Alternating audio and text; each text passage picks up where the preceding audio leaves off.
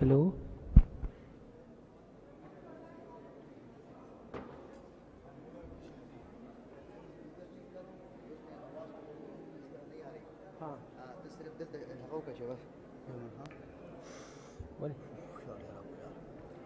Recording in progress.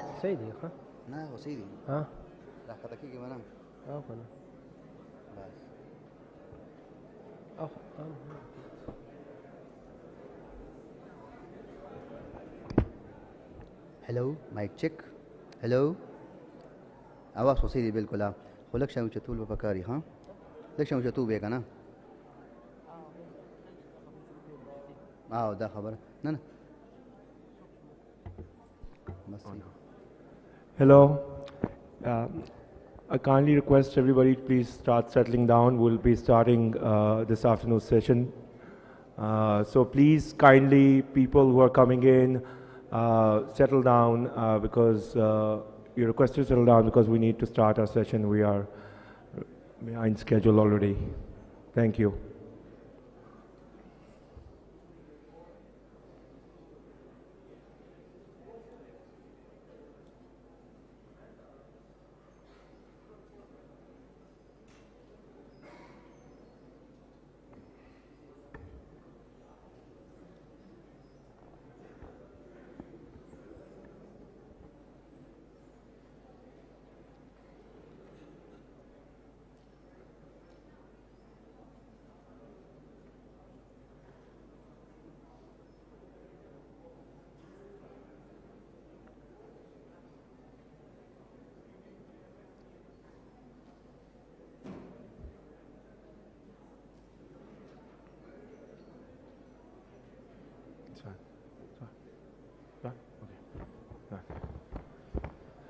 Good afternoon, ladies and gentlemen. I hope you guys are well fed now, and I would like to welcome everybody to this afternoon session.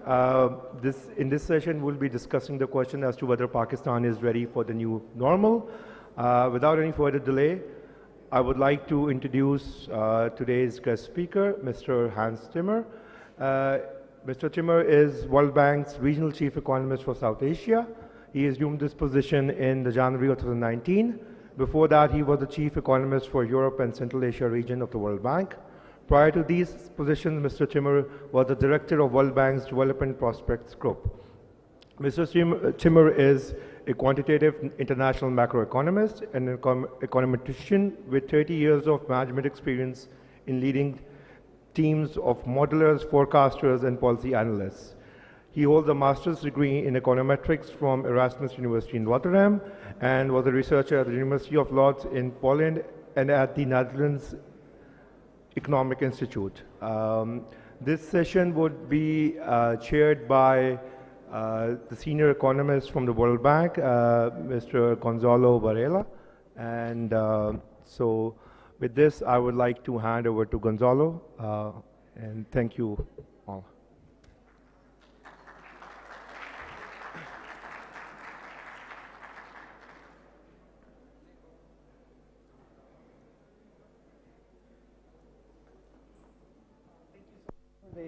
For the introductions. It's a pleasure for me personally to be here in Peshawar and in this great conference.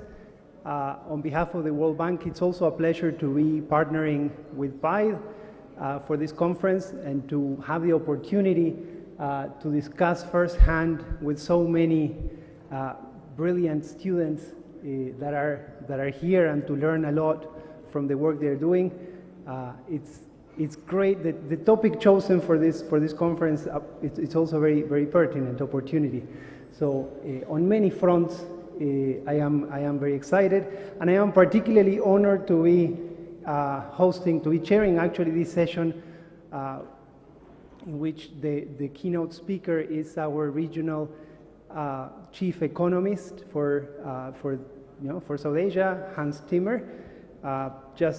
I will say one thing, that is, this is his first trip since the beginning of COVID, and he chose Pakistan and the participation in this conference for his first trip. So many thanks, Hans.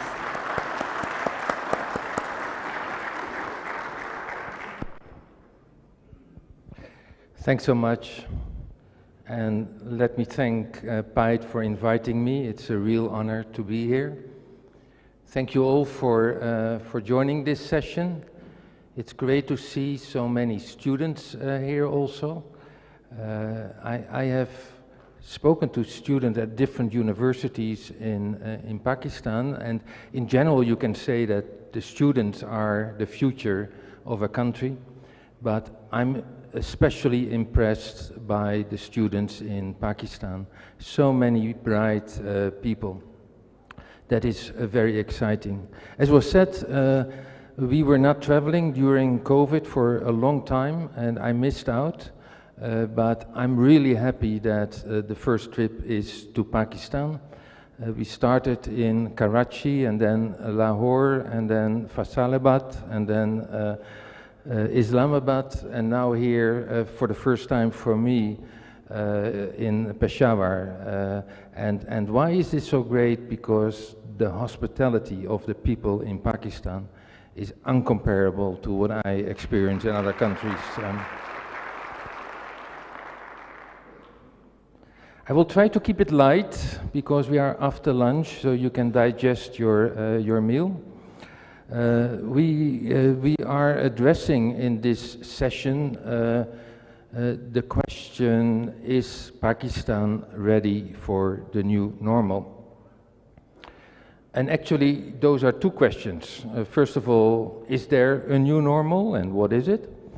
And then, if there is a new normal, is Pakistan ready for that? And I will answer that question based on our research, based on experiences in other countries.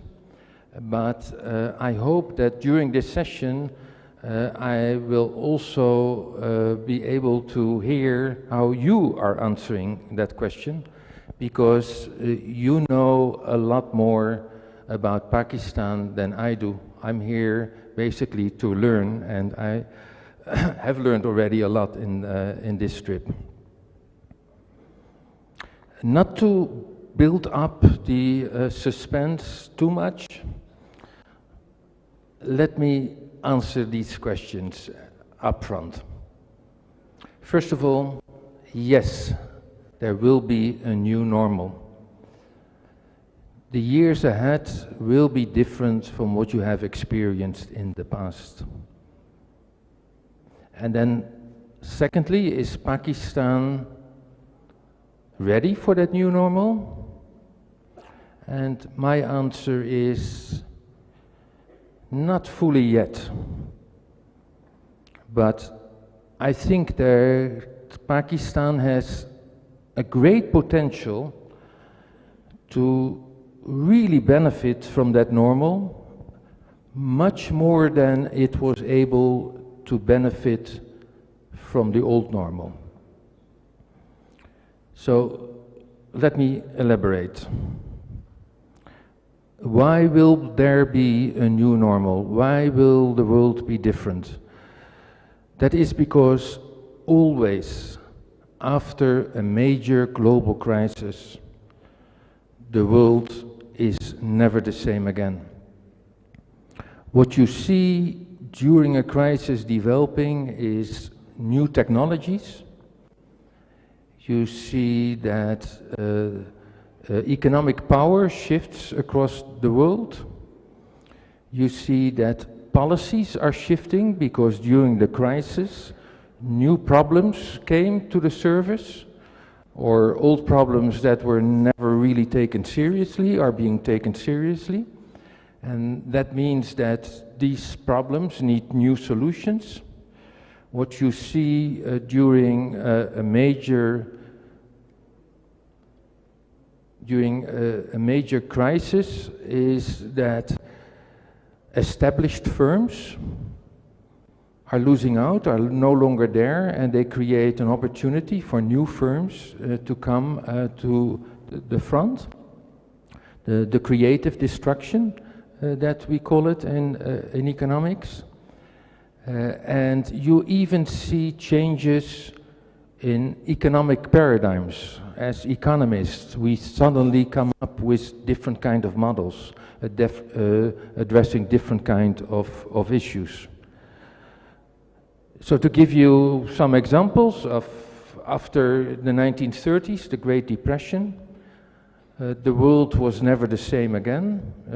You can argue it actually led to the Second World War, but after that, the role of governments in the economy was completely different from what it was before the 1930s. Perhaps before the 1930s, a government would spend 6–7% of GDP, and that was it. And after it was very normal to have 35% of GDP spent by governments. There was this new paradigm, Keynesian economics, that realized that governments had a big role to play to stabilize the economy. A great recession should never appear again. And there were inward-looking policies, very much driven by governments. Import substitution in Latin America.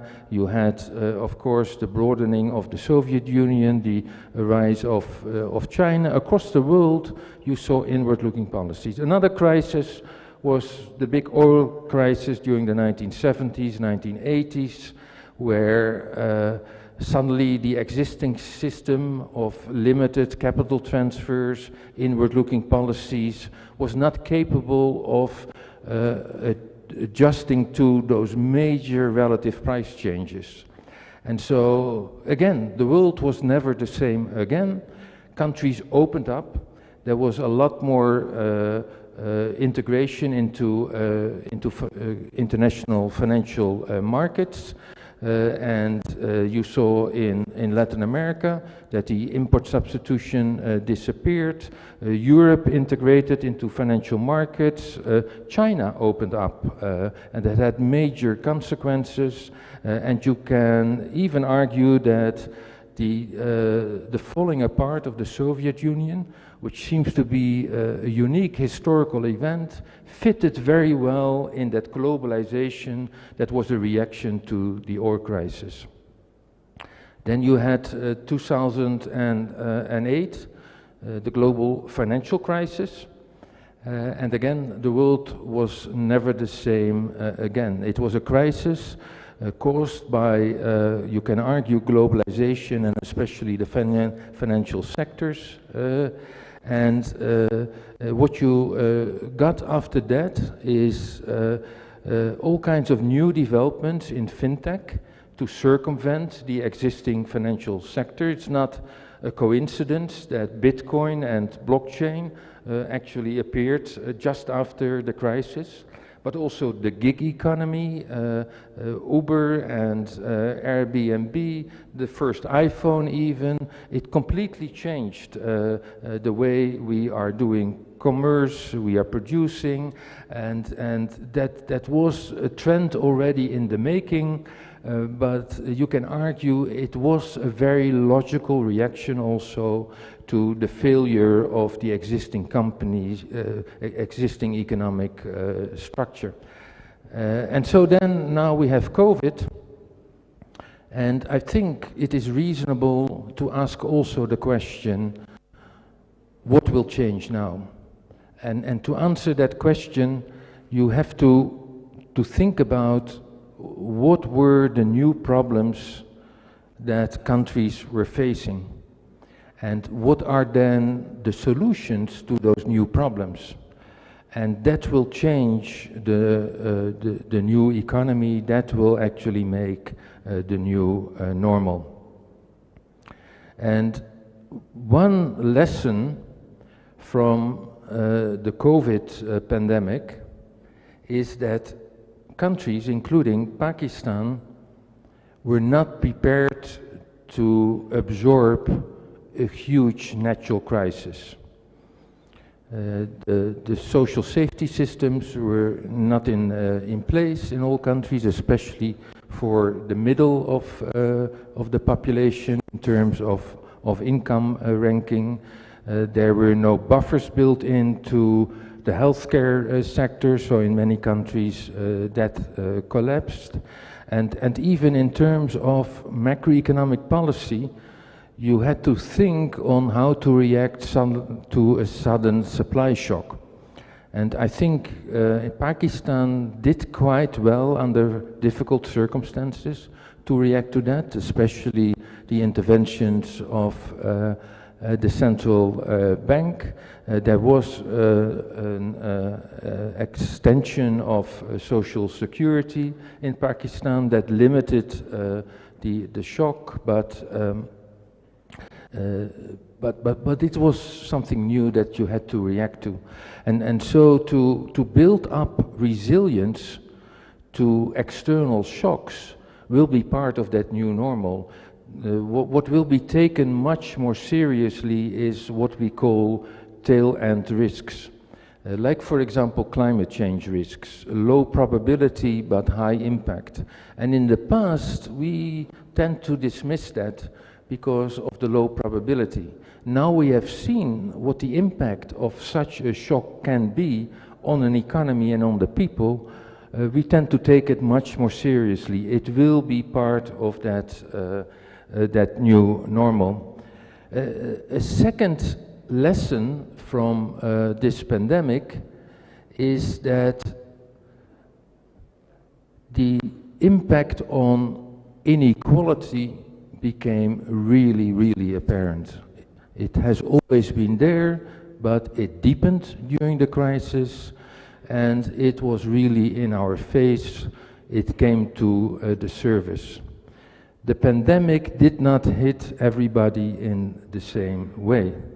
Middle-class people, people in formal companies, they were able to socially distance. They were often able to work from home. They had income security, partly because they were already insured, and partly because the policies of the central bank actually only worked for that part of the economy, because it went through the banking sector and it went to the existing clients of the banks, but that's only a small part. There was a big part of society that was hit much harder. The informal sector, 80–90% of the people, they had no opportunity to social distance. They often did not have the same opportunities to access healthcare and sanitation, and they had no safety net, and they lost their job, and they were scrambling. And then when you look at the inequality in terms of gender inequality, we saw that that worsened also. And even now, when jobs are returning, then you see that it's the men who first takes the new job that are coming, and the women are at the end of the line. So that is really an experience that has to be addressed, and countries are trying to address that, but that fighting of inequality will be much more a part of the new normal than it was of the old normal. And then the third and my last lesson of the crisis, and for me that is the most important one, not that the others are not important, but it's the most important and most consequential one for future growth in Pakistan, is the emergence of new technologies. And that is very much in the line of the technologies that were created after the global financial crisis, 2008, but something really accelerated now. And that is the information systems. That is that you could actually work from home, and you needed that internet and the communication systems. There was a huge shift also in South Asia towards e-commerce platforms, because it was much safer to get it brought to your home, the products, than that you go to the shops if not some shopping centers were actually closed. And that information system to work together will be part of that new normal. And linked to that, I think what you will see in the new normal is a much more dominant role of services in the economy. And we just wrote a report that argued that services-led development is now an option in South Asia and in Pakistan. And I think that is really an important observation for Pakistan, and I will come to that. So that is why there will be a new normal. The world will be different because there were new problems and new solutions, both by the governments and in the market sector and in technologies, and you have to be prepared for that. Now the question is Pakistan ready for that? And you are much better positioned to answer that question than I am, but let me give it a try. I think as far as the resilient part is concerned, I think yes, you are ready. Because whoever I talk to, they understand that this is an issue that has to be addressed, and there's a willingness, there's even a kind of consensus in the country that certain risks are intolerable and have to be addressed. And that's especially true for the climate change debate that I experience in the country. Everybody understands that this is something that can no longer be ignored. The risks are just too high, and what everybody realizes also is that there are actually win-win solutions there. It is not just a trade-off, there are lots of synergies. Because if you think what are the biggest challenges for Pakistan, then it is basically macroeconomic stability, that's a big one out there. And then obviously being dependent on fossil fuel imports is a big burden. And so whatever policies you can come up with that reduces that dependence on fossil fuels will also help your macroeconomic stability. The same is true for the reform of the subsidy systems. That is never easy to do, but it helps actually reaching your climate change targets, and it brings macroeconomic stability also.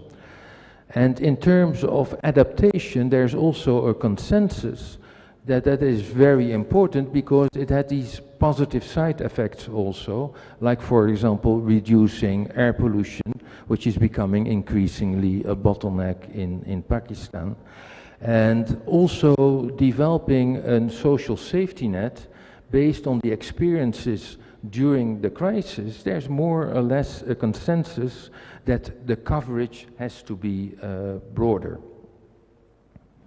So on the resilience, I think yes, it's quite impressive what you're doing, and you are ready for that new normal to address this. On reducing inequality, it's a bit of a mixed bag, I think. I already said that there was a broadening of the social safety net. There is a shared concern that inequality has to be addressed, but the way it is done is not necessarily something that is sustainable into the future.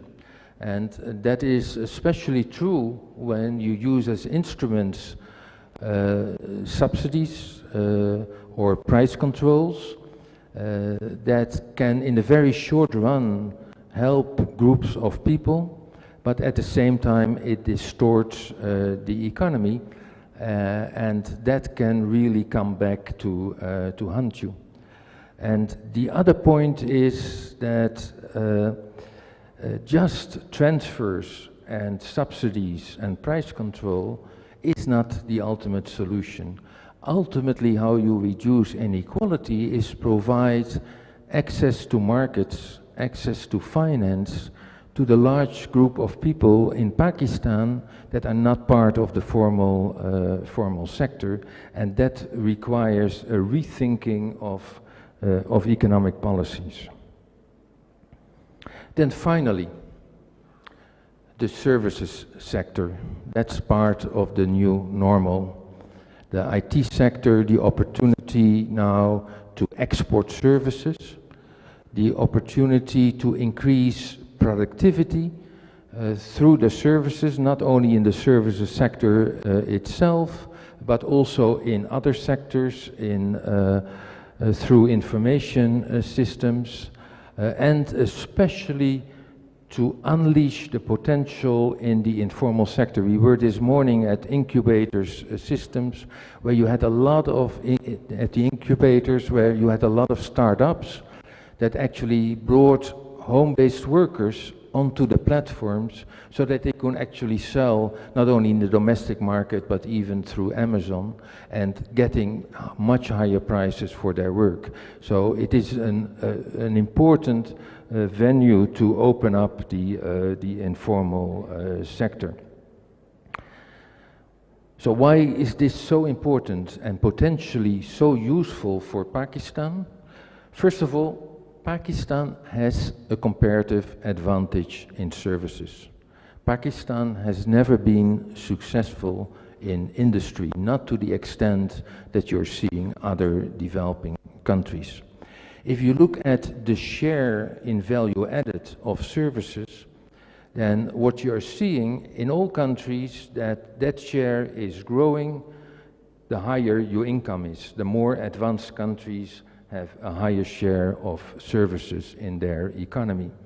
And what we have experienced over the last decade, because of technological transformation, and what I think we will experience a lot more in the coming years, is that curve, that relation between income per capita and share of services, has shifted upwards. So that means that at every level of development, the share of services is now higher than it used to be.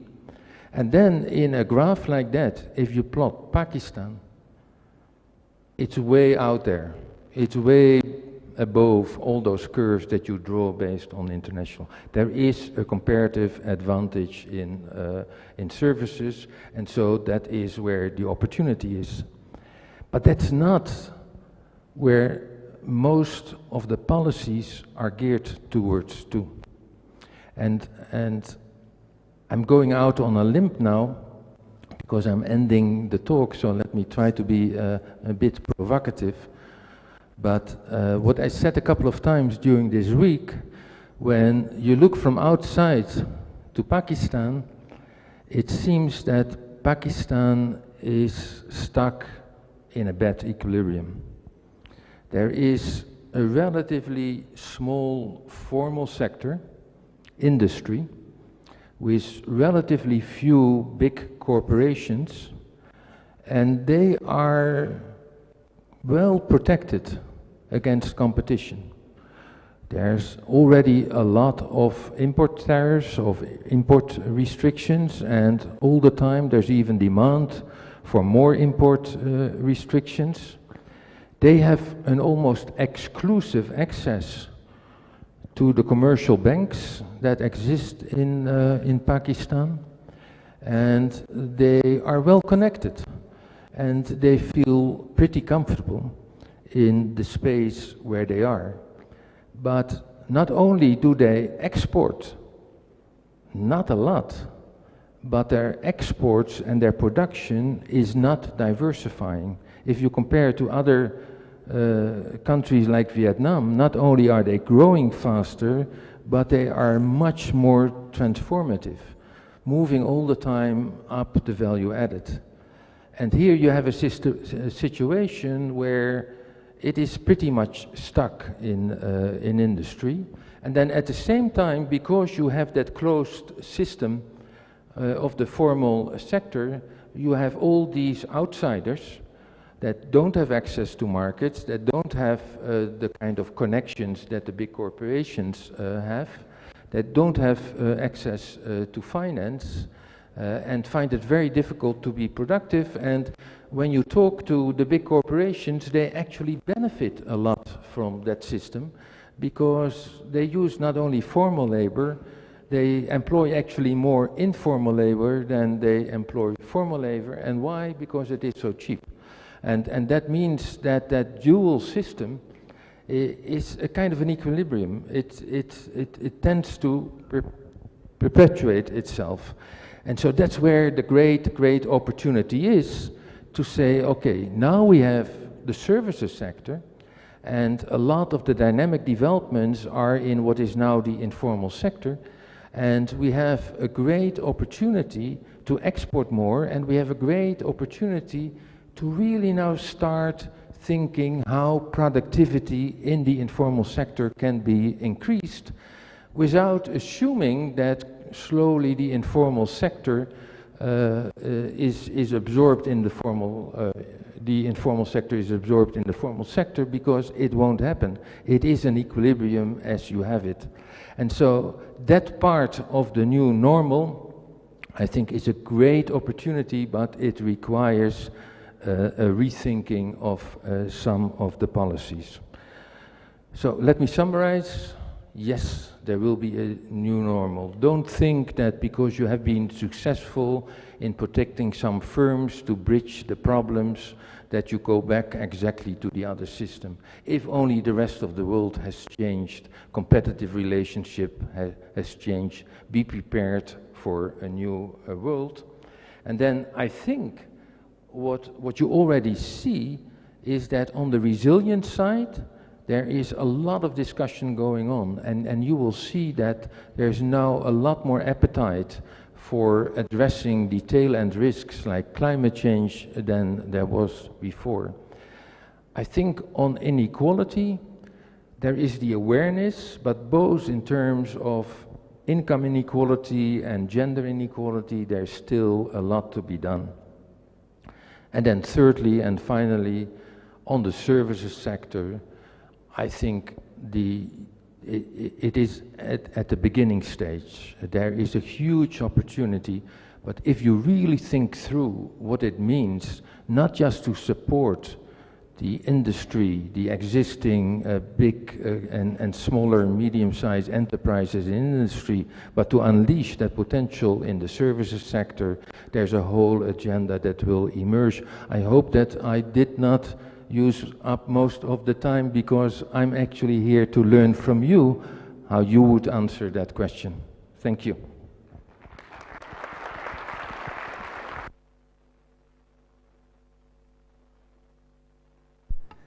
Thank you, Hans, for a very thought-provoking speech. Let me now turn to the audience. It was extremely thought-provoking. Perhaps, I'm sure there are many questions. So please, if you can raise your hands, and we can go for a first round of 4 or 5 questions, and then keep the conversation going. There's a microphone, I assume.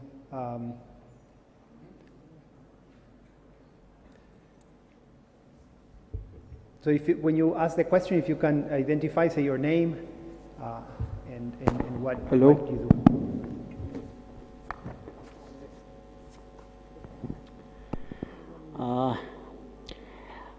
I'm Vaidullah, a lecturer at a local university in Peshawar. You spoke about opportunity and also about inequality. I would like to have your comments about a specific opportunity, a specific inequality. I suppose we all work for income. In order to have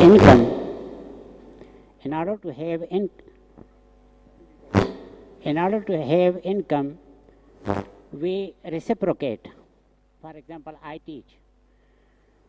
My question is, am I audible? My question is, why I cannot create money out of nothing the way a bank created? What is so special about bank? Although bank is working for income, I am working for income. Banking is working for income, I am working for income. My question is why I cannot create money out of nothing the way a bank created. What is so special about bank? Are we son of a lesser God? Please comment.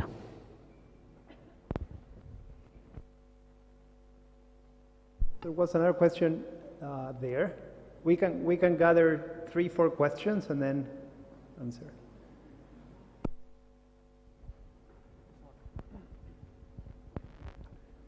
First of all, I would like to thank the Honorable Speaker.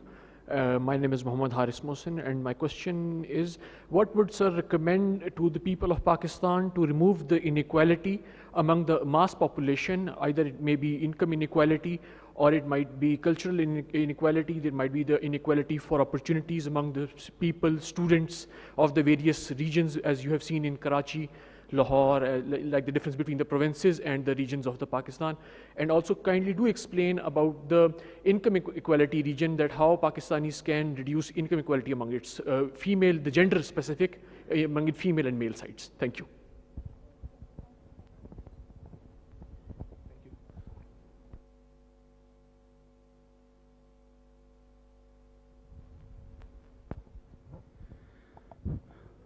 Well, I sort of understand the emphasis on the services sector in the new normal, but in our specific case, there is not good information about services sector. Maybe we are operating in a dark area. Most of its components have been residuals or assumed. Like, you know, in the beginning, since we had nothing else, very little manufacturing, so services sector had to be enormous. Some of those elements continue in our economy. So how would you sort of look at that? I mean, a leading sector now about which we don't have much information. And that too in the age of information.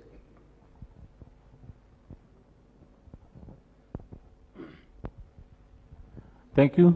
This is Dr. Wali Rahman from Sarhad University, Peshawar. My question is, this inequality is not only within the country, this inequality is around the world. The advanced world, there is an inequality between the advanced world and the advancing countries. And this inequality within the country is a spillover of that inequality around the world. How the advanced world look at this inequality? Are they in the position to reduce it by themselves, or we are supposed to force them to reduce it? Thank you. I'm Ghayasul Haq, Dean Management Sciences, Sarhad University. My question is also partially related to inequality, but not totally. One of the problems of Pakistan for future is told is increasing inequality. But we know we are at the moment under certain structural problems trying to solve out with the help of the IMF. IMF is structural adjustment policies. Always go for liberalization, deregulation, removing subsidies, and it is going to further increase inequality. So we are inherently in a contradictory position. How we can reduce the inequality when we are forced or we are supposed to implement the policies of the IMF? Thank you. I suggest we... Sorry? Yes. Another question? I suggest we address these 5 questions that we have and then continue. Does that work?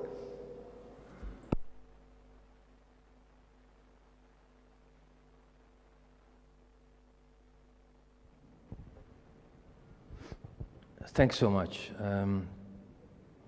5 questions, 3 about inequality, 2 about the services sector.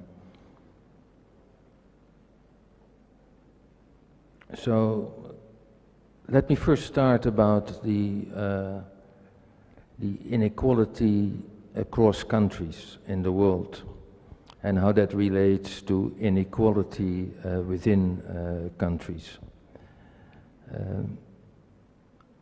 I think there are similarities and there are differences. The similarity between both inequalities within countries and across countries is that they are basically based on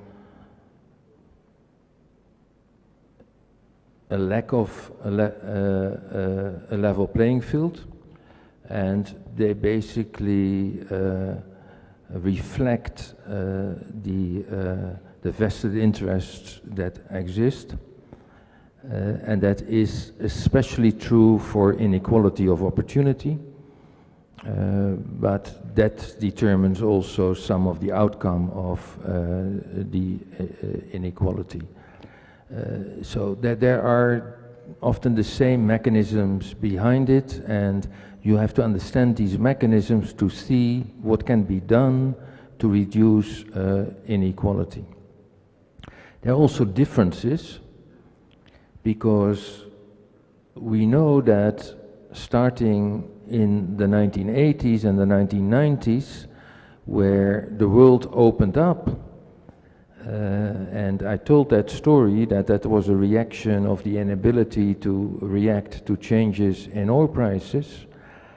In the 20 years after the world opened up, the emerging economies, the developing economies as we call them, the lower income economies, grew much faster than the high income countries. So the inequality across countries was sharply reduced. So in the beginning of the 1980s, typical growth rates for all countries, whatever income level, were 3.5% a year.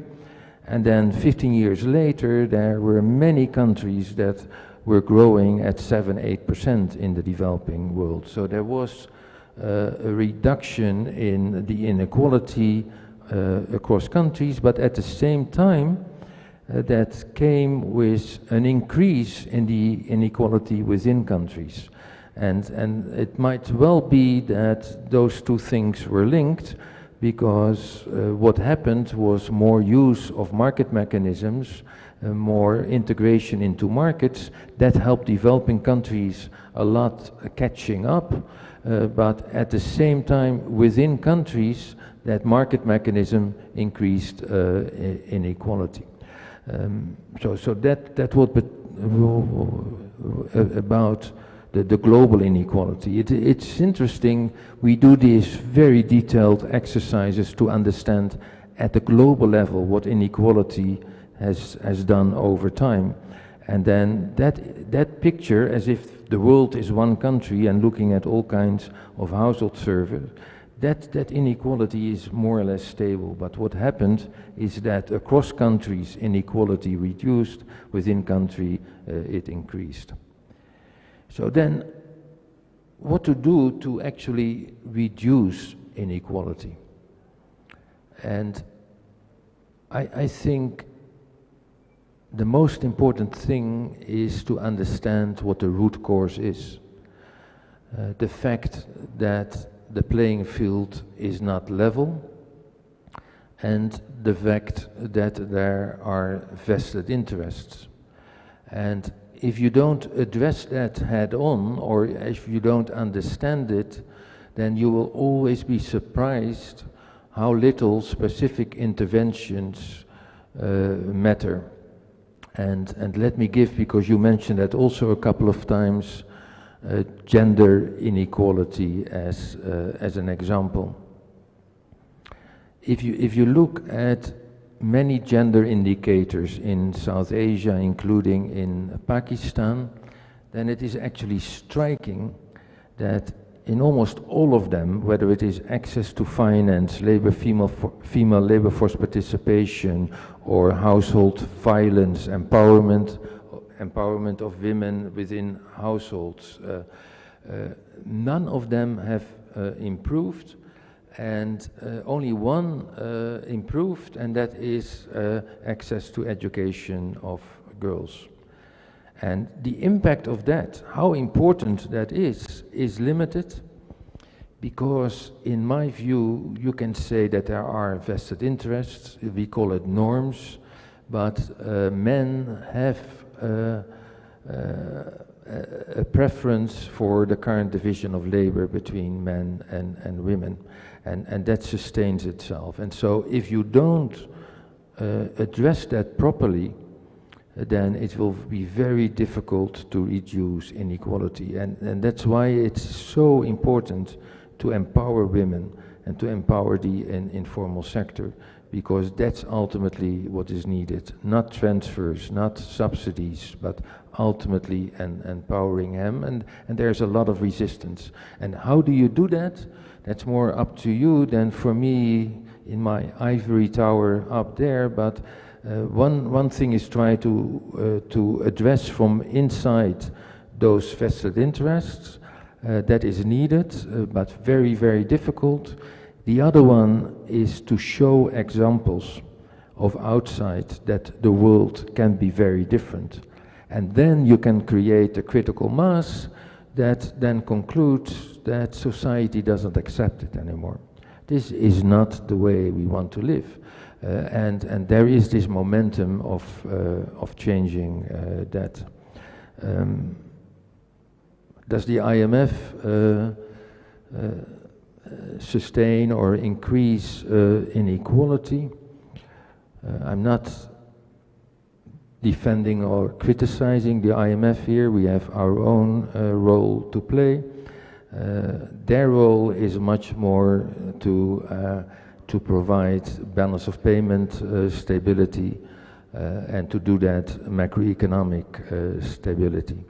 And they will argue that when you have a balance of payment crisis or when you have a fiscal crisis, you can try to do whatever you want within the economy, but you won't be able to support the poor people. So that is a condition that has to be met. But it's much more the World Bank that start thinking then, okay, if you have achieved that macroeconomic stability, what are actually the things that have to be done then to address inequality, where we work with you and we work with other government. Then two questions on the services. One, I'm not sure because there was a sound problem. I really understood it, but I think there was a bit of an idea that some of these new IT services, they get quickly rich and they create wealth out of nothing, and why can't other people do that? Was that a question? Okay. The fact that it's not tangible doesn't mean that nothing is being produced, and doesn't mean that it is not enormously effective, the services that are being created now.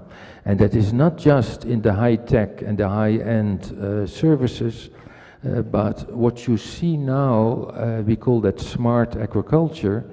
What you see now is enormous opportunities to increase productivity in agriculture by using what they call the Internet of Things, which was invented in Germany for high-end industry, but it's basically the automatic sensors that if you use that in agriculture, that productivity can go up.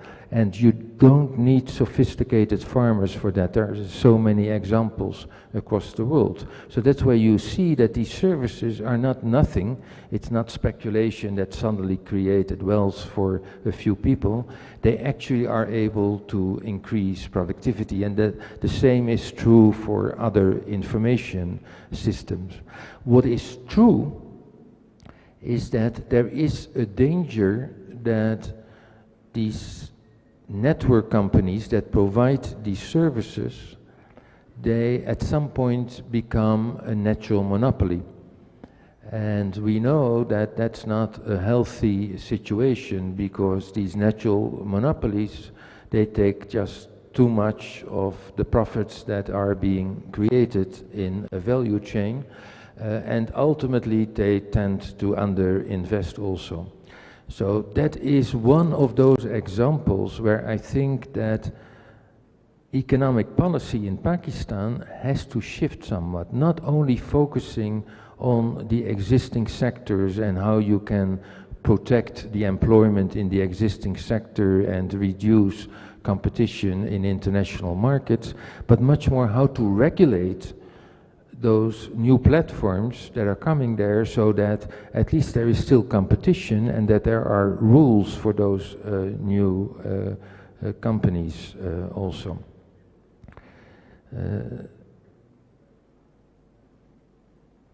That was the last question.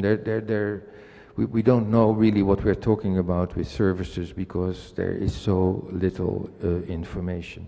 And that has been true for a long time. We don't know how to measure services because it's not tangible. And so for a long time, we didn't know how to measure productivity increase in services. And we just assumed that there is little productivity increase because most of the services were the haircuts and things like that. And there's no productivity, just price increases. But now, with these platforms, it is actually the services that are creating the information. And I think the example of the informal sector is a great one, because very small informal companies in the past, they had no incentive to formalize, if they could already. But they are willing, and we are doing a lot of surveys there, they are willing to join a platform to sell their products. Then suddenly their sales are in the open, yeah? And that is a first step to integrate them more even in the social security system and the tax systems. And the platforms themselves, they are already paying sales taxes. And if you ask then the people who join these platforms, what do you think about that? And then they argue, it's well worth it, and I want to be registered because my total revenues have gone up a lot. If in addition to that, then you have the tax services, the new payment systems, then you have even more information that is being created. And so that is my point, that these services have the potential to bring that very big informal sector in daylight. And that creates a lot more opportunity. Thank you so much. Thank you. I think we have 10 more minutes, so we can get 3 more questions and then wrap up. Very short. 4 minutes? 5 minutes. Hello. Okay, so 2 more questions with brief answers, and so we can wrap up this very interesting conversation. Yes, I'm here. Thank you so much. Assalamu alaikum and good afternoon, everyone. My first question is that after the pandemic, yeah, if you can see me, after the pandemic, like the world, do you think that the world become a less globalized world? There will be less trade and etc. And if it is going to be, how it's going to impact the developing countries? Less globalization, less trade. So will there be impacts, great impacts or less impacts, especially for developing countries? The second question is that with such pandemics, how can countries such as, like developing countries such as Pakistan, be prepared for next pandemics, such like which disrupt supply chain? And the other question is, with automation, as this conference is about opportunities, so with automation and less globalization, do you see opportunities for the future for youth? Is the future bright or so? Thank you. One more. Yeah, the speaker talked about, yeah, I'm here. I'm Babar Abbasi from PIDE. I just want to ask a question regarding to the inequality in environment and climate. The modern world and developed countries are talking about to mitigate the, that carbon from the developing countries, but the benefit or the aid they are providing to mitigate their carbon emissions is not enough. In that sense, developing countries need to produce more for their growth and to fulfill their needs. Then why isn't the developed countries providing appropriate money to not produce more to the developing countries? Why there is inequality in climate? Great, thank you so much. So we can go to Hans now.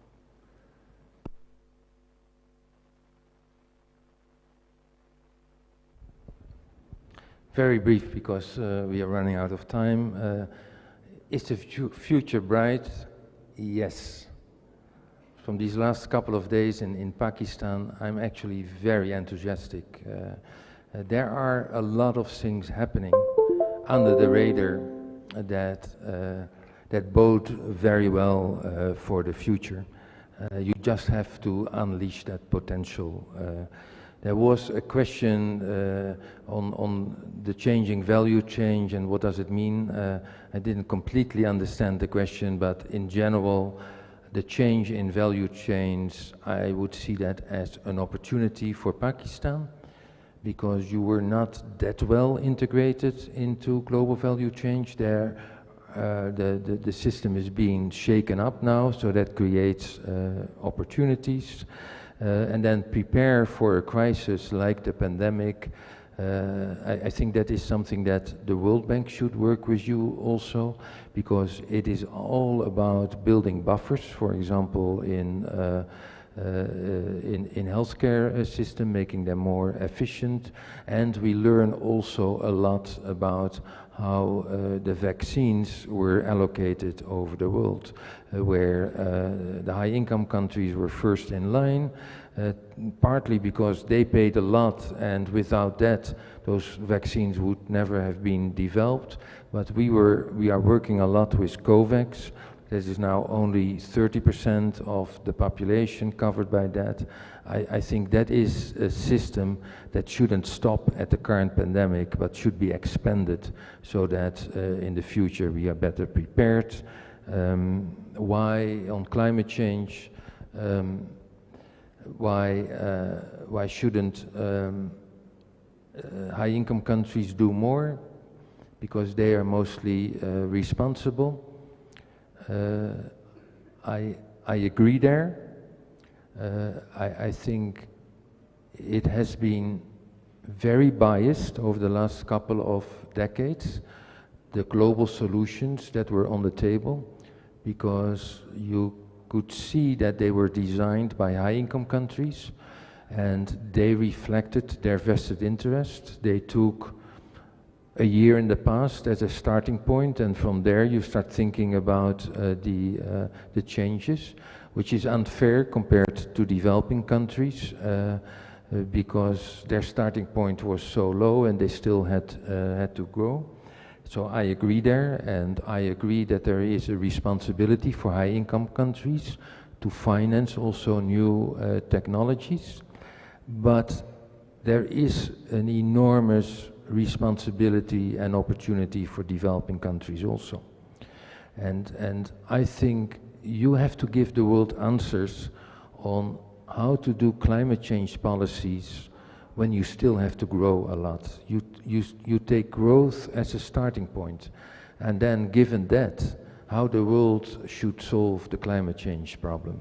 And sometimes you come to the same kind of conclusion, because the bottleneck to growth is energy security. And when you want to make energy more secure, then you go also to renewable energies. But just waiting for money coming in from high-income countries and not developing your own strategy won't really do it, because you also need the change in relative prices, the incentive being right. And then once you have that system that is based on a growth strategy, that at the same time takes into account the climate change policies because they become an impediment to grow, you need to reflect that in relative prices. And once you have that system in place, you can use the money that should indeed come from the high-income countries. Thank you so much. Really enjoyed it.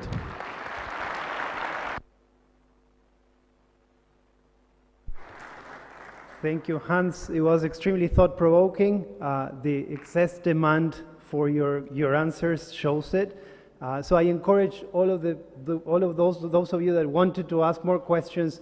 Hans will be here for the rest of the day, a little bit tomorrow, so there will be plenty of opportunities. Thank you so much for being here, Hans, and thank you for this opportunity to everyone. For this lecture. Now the time, as we are running behind schedule, now the time is for technical sessions. There are 4 parallel technical sessions. One of the report would be launched here by Dr. Hafiz Pasha, and then there are 3 technical sessions in the other building. One is on the first floor and 2 are on the second floor.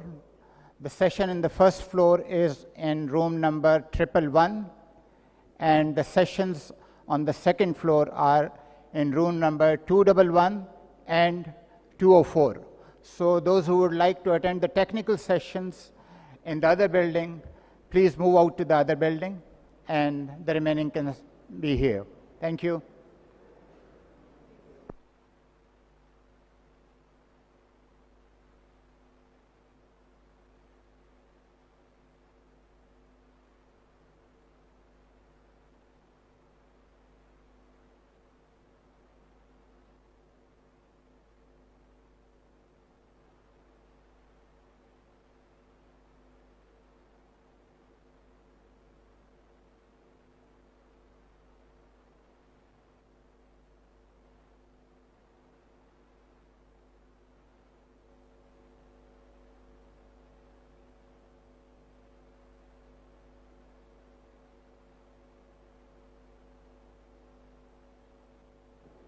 Hello, hello.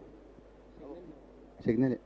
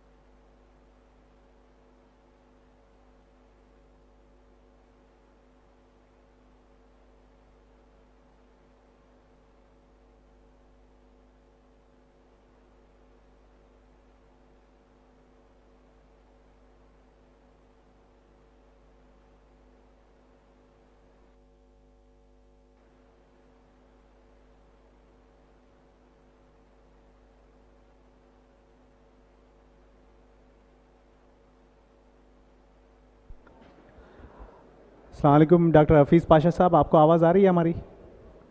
जी आ रही है। अच्छा doctor साहब, बस ये 5 minute के बाद हम session शुरू करने जा रहे हैं, जब जैसे ही सेटल डाउन हो जाए हॉल में दोस्त।